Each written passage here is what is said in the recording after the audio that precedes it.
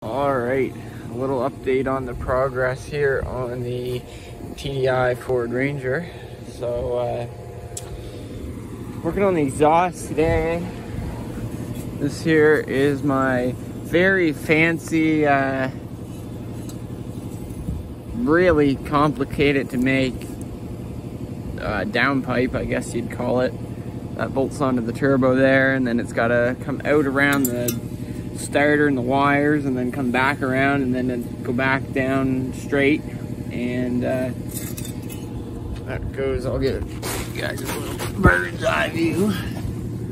So there's the cat there, and when I put that in there, it brings it out right here, and I can bring it right inside of the cat there, and I gotta weld all around that. So I haven't done that yet. And then this exhaust here is actually old floor runners that used to be on this, which I thought looked stupid. So I took them off, and I've been chopping them up and using them for exhaust pipe, which I can't see why not. It's like 3.5 inch or something, quite big, which is kind of what I wanted.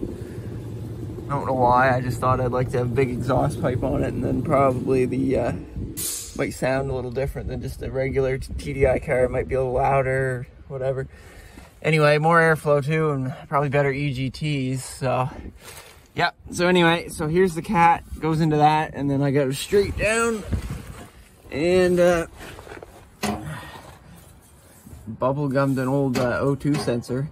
Can't weld to that, it's like something inside of there, so don't mind that.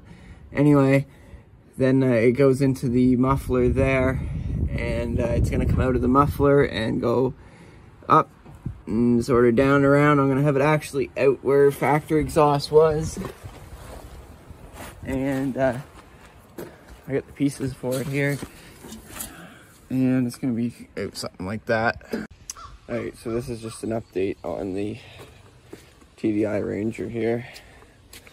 Since the first part of this video a couple of days ago, I managed to get the exhaust done. You can see it there. Fancy bent pipes all up in there. Comes back to the cat there, and then into the stock mount over there. Something to consider when you're doing this is your rear drive shaft when it comes out of the transmission. If you got a different tilt going on, it's going to cause a lot of vibration, so you got to try and match up the factory one.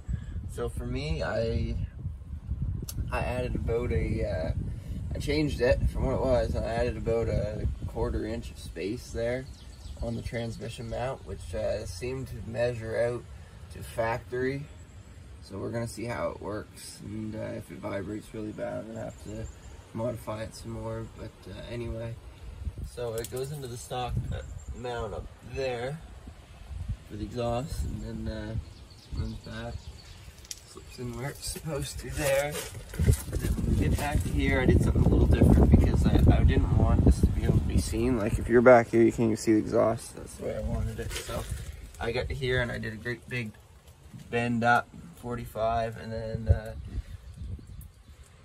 made a little mount up there, welded a support onto it there, and then it goes up and into the piece that goes over the rear end there, which I made up myself with a bunch of different pieces and butt welds.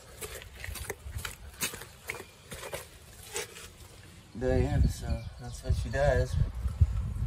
And swoops around and just clears everything, and I got a mount in there, right down in there, which holds it on there. So, and that gives it the factory look, and the bigger pipe, a 3-inch pipe or whatever that is there.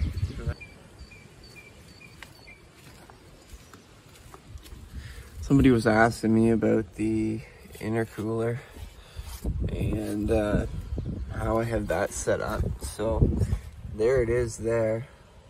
You can see it pretty plainly here. And this had a skid plate, and I'm hoping I can still fit it. I don't know if I can or not. From the front, you can see it right in there. And I think I have another video that shows it a little bit better. I'll probably put in here, but it's mounted off of the stock AC bracket, which is that right there. And then I welded another additional bracket down to hit one of them there. And then I believe, yeah. And then up in there, I got another bracket made to hit the other two there. Stock map sensors there. So it just comes straight out of that with a 90. And back over, and then another 90, which goes up. So, and I imagine in the future this will end up being changed out for something with ports that are coming out on the same side. I can just put it right there and just have the ports come out and around and get some intercooler line or something. But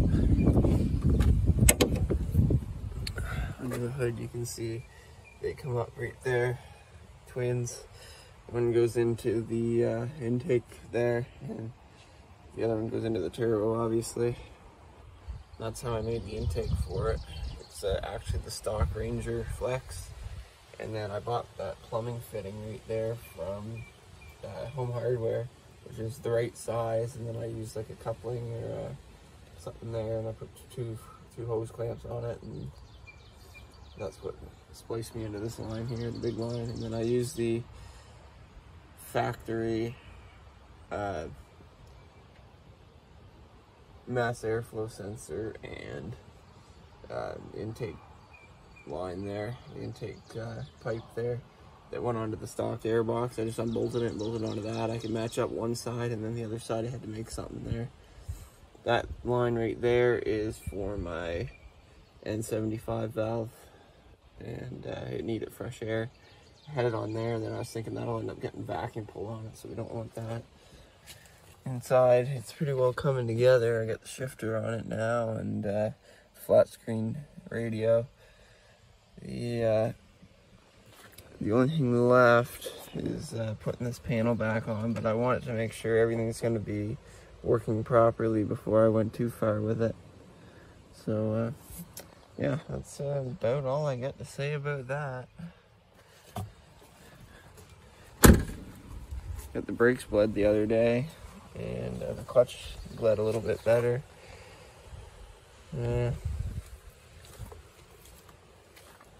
Really, we're in pretty good shape to get her done.